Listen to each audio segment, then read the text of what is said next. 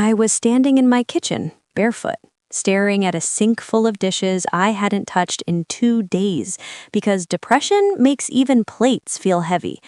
I had a job interview in 3 hours, my first real one in almost a year. Mom, I didn't even. You don't have a job, she cut in. You have time. Your brother needs help. That sentence hit me the way it always did, like my life was just negative space around everyone else's needs. I do have something today, I said, softer than I meant to. An interview, I told you. She laughed. Actually laughed. An interview isn't a job. Your brother has real responsibilities. 3 kids. You're their aunt. I felt my jaw tighten. For how long? There was a pause. Not the thoughtful kind, the strategic kind. I'll send them over, she said. He's already on the way. The line went dead. I stood there holding my phone, staring at my reflection in the microwave door. 28 years old, college degree collecting dust, living alone in a 1-bedroom I could barely afford because I refused to move back home and be managed like furniture. There was a knock at my door 20 minutes later. Not a polite knock, a loud, impatient pounding, like the door owed someone money. When I opened it, my older brother didn't even look at me. 3 kids spilled past him into my apartment like marbles. Shoes on, sticky hands, loud voices bouncing off my walls. Maya, slow down. Don't touch that. Evan, where's your backpack? I stood frozen while my living room turned into a daycare I hadn't agreed to. My brother finally looked at me then. Mom said you're watching them. I didn't say yes. He shrugged. Actually shrugged. You have work. So do I. He snorted. You don't even have a job. That sentence felt rehearsed, like my failure had been passed around the family group chat. Pick them up by 6, he said, already backing away. 6? My voice cracked. You didn't even ask me. He smiled in that tight, tired way that meant the conversation was over. Their family. The door shut behind him, and suddenly it was just me and 3 kids staring at me like I was the substitute teacher who hadn't learned their names. The youngest, Lily, couldn't have been more than 4. She was crying silently, thumb in her mouth, clutching a stuffed rabbit with one eye missing. The middle one, Evan, was already opening my fridge. The oldest, Maya, looked at me with an expression that was way too old for 10, suspicious, defensive, like she already knew adults didn't keep promises. I have rules, I said, even though I didn't know what they were yet. Maya crossed her arms. Your dad says you're dramatic. That one landed deep. I missed my interview. There was no way around it. Evan spilled juice all over my resume, Lily threw up on my couch, Maya locked herself in my bathroom and cried when I asked her to help clean up. By the time 6 o'clock came, I was exhausted in a way sleep doesn't fix. My brother didn't show up. At 7, I called my mom. They're still here, I said. You said 6. She sighed like I was inconveniencing her. Plans changed. To what? Don't start, she snapped. You're helping your family. Stop acting like a victim. Something inside me snapped then, quietly, cleanly. These aren't my kids. I didn't agree to this. She lowered her voice, which was worse. If you were more stable, this wouldn't be an issue. I hung up. That night, I slept on the floor outside my bedroom because Lily was scared of the dark and wouldn't let go of my arm. I stared at the ceiling and wondered how I'd ended up here again, trapped in a role I never auditioned for. The next morning, my brother texted, "Running late, can you keep them another day?" I didn't reply. By day 3, my apartment smelled of cereal and stress. My bank account was overdrawn. My email had a polite rejection from the job I never got to interview for. And then Maya said something that made my stomach drop. You know, she said casually, coloring at my table, Dad says we might live here. I laughed because it sounded ridiculous. That's not happening. She shrugged. He says you don't have kids or a job, so it makes sense. That night, I went through my old files, birth certificate, lease agreement, everything that proved this was my life, because something told me this wasn't temporary. The knock came at midnight. Not loud, slow, deliberate. When I opened the door, my brother stood alone. No kids, no apology. "We need to talk," he said, and the look on his face told me this story was just getting started. I didn't invite him in right away. That pause mattered to me. The kids were asleep behind me, 3 uneven breaths filling my apartment like proof I hadn't imagined the last few days. I stood in the doorway, barefoot, hair tied up with a rubber band I'd found under the couch, wearing a sweatshirt with dried milk on a sleeve. "What?" I said. He glanced past me like he was checking inventory. "Can I come in?" "No." That surprised him. I saw it in the way his eyebrows lifted, just a little. I was supposed to move aside. I always did. He exhaled through his nose. "Maya, don't do this." "Do what?" "Make it dramatic." I laughed once, sharp and humorless. "You left your kids here for 3 days." "They're fine." "That's not the point." He leaned closer, lowering his voice. "Mom's worried about you." That almost broke me. Not concern. Control disguised as concern. Same old script. "Why are you really here?" I asked. He looked down at his hands. For the first time, he seemed tired in a way that wasn't performative. "I might need help longer than we thought." I didn't say anything. Silence has weight when you let it. "Their mom's not around right now. Work stuff. Complicated." "That's vague." He sighed. "She left." The word echoed. Left. I pictured 3 kids asleep in my apartment who didn't know their world had shifted. Lily clutching her rabbit, Evan grinding his teeth in his sleep, Maya pretending she didn't need anyone. "How long?" I asked. "I don't know." "No, that's not an answer." He finally met my eyes. "I'm drowning." I wanted to feel sympathy. I really did, but it was layered under years of being told my life mattered less because I didn't follow the approved timeline. "You don't get to drown me to save yourself," I said. He flinched. "I need them here," he said quietly. I shook my head. "You need a plan. You don't get to just deposit them. They're family. So am I." He didn't have a response to that. I closed the door. Not slammed, just closed. My hands were shaking when I locked it. The next morning, Maya cornered me in the kitchen. "Is Dad mad?" she asked. "No." She studied my face like she was searching for cracks. "He doesn't like when people say no to Grandma." I crouched down to her level. "How do you feel about being here?" She hesitated. "It's quieter." That hurt more than anything. By the end of the week, my mom showed up unannounced.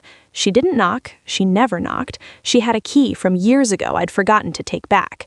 She walked in like she owned the place, heels clicking, eyes scanning. "Well," she said, "this is cozy." "You can't just come in," I said. She smiled thinly. "I raised you." That was always her favorite key. She bent down and kissed Lily's hair, adjusted Evan's collar, inspected Maya like a project. "You look tired," she told me, not unkindly, but not concerned either, observational, like a doctor noting symptoms. "I am." She sighed. "See, this is good for you, responsibility." I felt something hot rise in my chest. This wasn't agreed on. She waved her hand. "You needed direction, structure. They're not a self-help exercise." Her eyes hardened. "Watch your tone." "Or what?" I snapped. "You'll take away my imaginary job?" The room went still. She stepped closer. "You've always been selfish." That word, old, familiar, weaponized. I looked at the kids, 3 little humans who didn't choose any of this. "If this continues," I said slowly, "it needs to be clear. Boundaries, support, money." She laughed. "Money for watching your own family?" "Yes, because this is childcare, not charity." Her smile vanished. "I don't recognize you." "That makes 2 of us." She left without another word. That night, I found a folded piece of paper in Maya's backpack, a school form, emergency contact information. My brother had already written my name. I sat on my couch staring at it, realizing this wasn't drifting towards permanence. It was already there, and I hadn't decided yet whether to fight it or flip the entire board. Because something else had started happening. The kids were settling in, and I was starting to see things no one had told me. Things they whispered in the dark, things they thought adults couldn't hear. And one sentence Maya said that night kept replaying in my head, over and over. Dad says if this works out, we won't have to go back. I didn't sleep at all after that.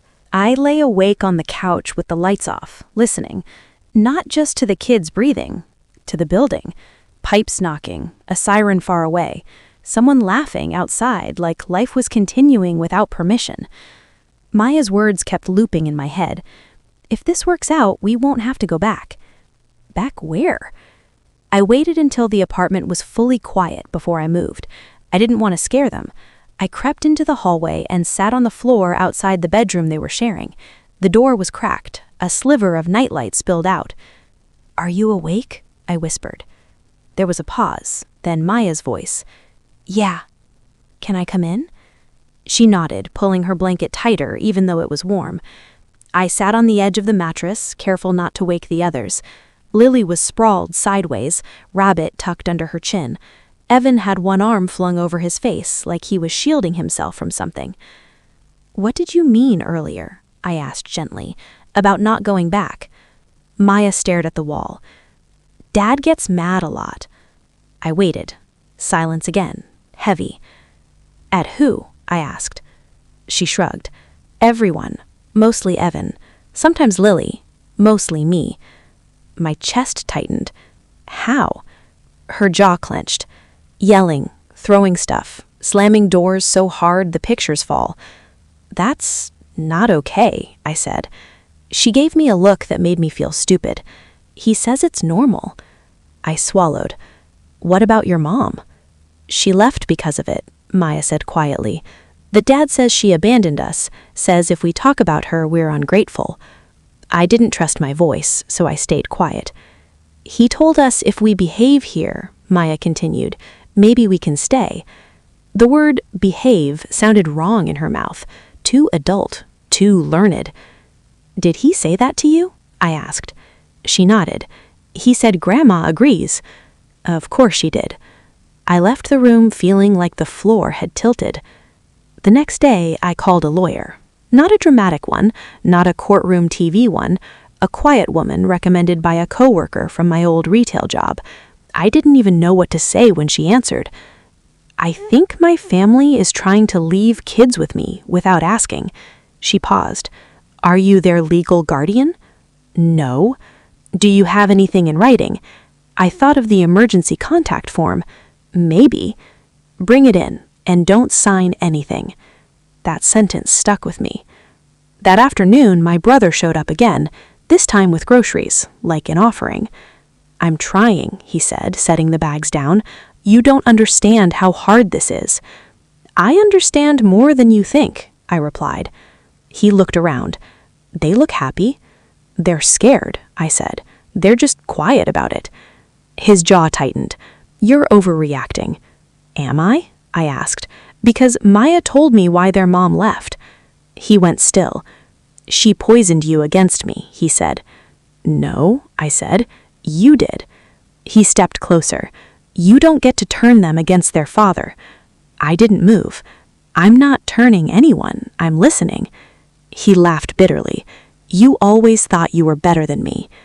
I shook my head. "I just didn't think I'd end up raising your kids without consent." That's when he said this. "If you don't help," he said, voice low, "I don't know what I'll do." The words hung there, not a threat, not a plea, something in between. I felt cold. That's not on me. He left angry. That night, my mom called, long voicemail, crying, talking about family, sacrifice, how I was breaking her heart. I didn't call back. Days passed, then weeks. School forms started coming to my address, doctor reminders, a note from Evan's teacher asking why he'd stopped turning in homework. I started keeping a notebook, dates, times, who said what. It felt paranoid until it felt smart. One evening, Maya asked, "Are we in trouble?" "No," I said immediately. She nodded, but she didn't believe me. "I don't want to mess this up," she whispered. Something cracked inside me. "You are not a problem," I said, probably too intensely. "None of this is because of you." She looked at me like she wanted to believe it, but didn't know how. The lawyer called me back a few days later. "You need to be careful," she said. "What's happening looks a lot like abandonment." "What does that mean for me?" I asked. "It means they could argue you accepted responsibility." My heart started pounding. "I didn't." "I know," she said, "but intention isn't always what matters." That night, my brother texted, "We should make this official, for the kids' sake." I stared at the message for a long time. Then another one came in, from a number I didn't recognize. "This is Claire, the kid's mom. We need to talk. I didn't know where else to reach you." I sat there, phone glowing in the dark, realizing the story I'd been told wasn't just incomplete, it might have been a lie. And whatever was coming next was going to change everything. I stared at the message until the screen dimmed. Claire, the name my brother never said without bitterness, the woman my mom referred to as that phase, the ghost who supposedly abandoned her kids. My fingers hovered before I typed back. "I'm with them right now," I wrote. "Are you okay?" The reply came almost immediately. "No, but I need you to hear me before he gets to you." My heart started racing. I locked my bedroom door even though the kids were asleep, like he could somehow hear us through the walls. "Call me," I typed. The phone rang once.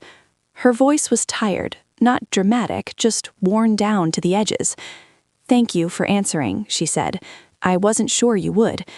"I wasn't sure I should," I admitted. "But your kids are here." She exhaled. I could hear her breathing shake. "I know. I didn't leave them. Not the way he says." That sentence hit me hard. "He told everyone you walked out," I said. "I ran," she corrected softly. "After the night he threw a chair and it missed Maya by inches." My stomach twisted. "I went to a shelter," she continued, "filed reports, tried to get help. Your mom convinced me to drop it, said she'd handle her son." I closed my eyes. I could already hear my mother's voice, calm and poisonous. "Don't ruin the family." "He promised therapy," she said, "anger management. I came back for the kids. 2 weeks later, he was worse, and then he told me if I left again, I'd never see them." My chest felt tight. "Why didn't you fight?" I asked. "I did. I just didn't win." Silence stretched between us. "He doesn't know I contacted you," she added, "and if he finds out, I won't tell him," I said quickly. "Thank you." I sat on the edge of my bed, gripping the phone. "What do you want from me?" She hesitated. "I want my kids safe." "So do I." "I'm filing for emergency custody, but I need proof, witnesses, someone stable." I almost laughed at that word. "Me?" I asked. "I can barely keep my life together." She said something that surprised me. "You're the first adult who stayed." That sat heavy in my chest. Before we hung up, she said, "Please don't sign anything he brings you." I promised. The next morning, my brother showed up with papers. Not official looking, printed, stapled. The kind of thing someone pulls off the internet and pretends is authority. "Temporary guardianship," he said, "just until things settle." "Things like what?" I asked. He avoided my eyes. "Claire's unstable." I folded my arms. "She called me." The color drained from his face. "What did she say?" he demanded. "That she didn't abandon them, that she was scared." His jaw clenched.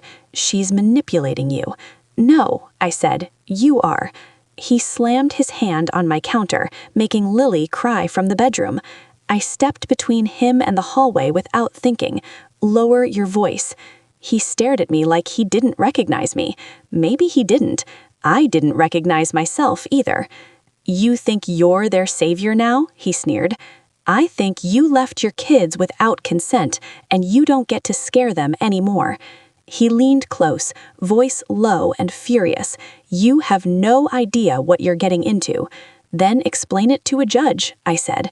He laughed, but it sounded brittle. "Mom won't let that happen." That was when I realized this wasn't just my brother acting alone. This was a family operation. That night, my mom called again. Calm, sweet.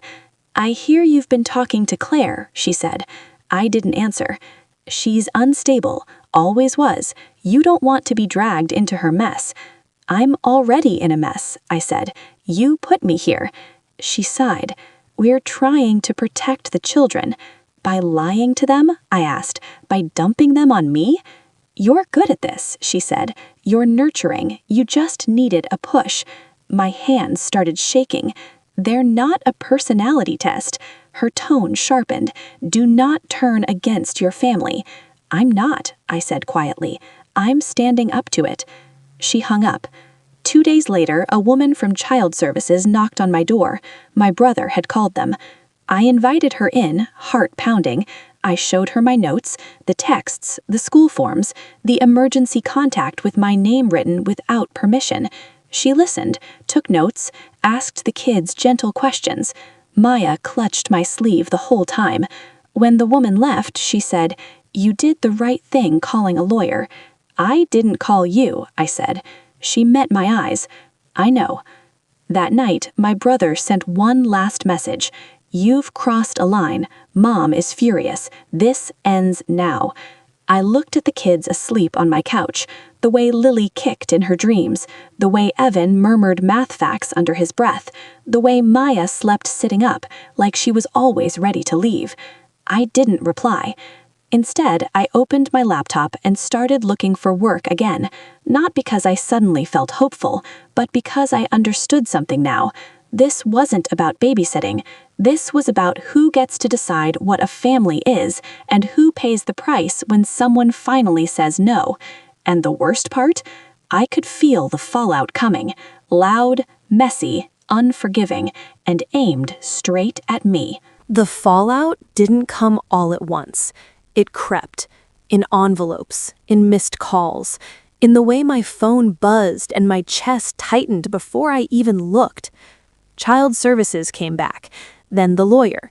Then Claire showed up in person one afternoon, standing in my doorway like someone afraid the ground might disappear under her feet.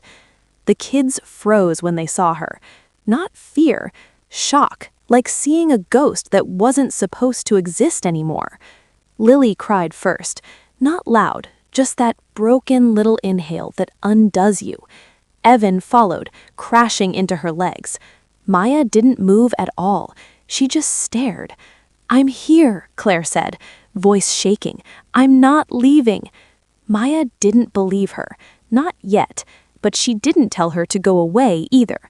My brother didn't show up to the first meeting. My mom did. She wore her calm like armor, sat straight, smiled at the social worker, talked about family misunderstandings and overreactions. I watched her the way you watch someone finally reveal their tells. When the social worker asked why the kids had been left with me without consent, my mom said she didn't object. I leaned forward. I did, repeatedly. She didn't look at me. "You didn't say no clearly." That sentence almost broke me. Almost. The social worker wrote something down. The second meeting was worse. My brother showed up angry, tired, defensive. He talked about stress, about work, about how Claire was unstable, how I was confused, how Mom was just trying to help. Maya interrupted him. She stood up from her chair, hands shaking. "She's lying," she said. "All of them." The room went silent. "She didn't leave," Maya continued, pointing at Claire. "You scared her. You scare us." My brother told her to sit down. She didn't. "I don't want to go back," she said. "I want to stay where people listen." I felt my throat close. I hadn't told her what to say. No one had. That night, after the kids were asleep, my mom called one last time. "You've humiliated us," she said. "Do you know what people are saying?" I stared out my window at the streetlights. I don't care. She laughed softly.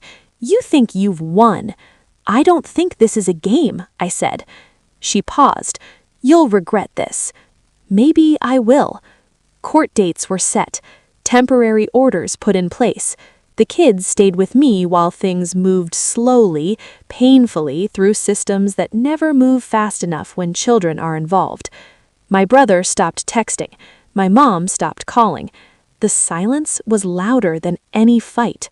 Some nights I lay awake wondering when this would all crash down, when someone would decide I wasn't enough, when the kids would be taken somewhere else. Some mornings, Maya made coffee the wrong way and smiled like she was proud of it. Evan started turning in his homework again. Lily stopped wetting the bed. Claire came by every day, not to take over, just to be there. And me? I got a job, part-time, nothing glamorous, but mine. I still don't know how this ends. I don't know who the court will believe.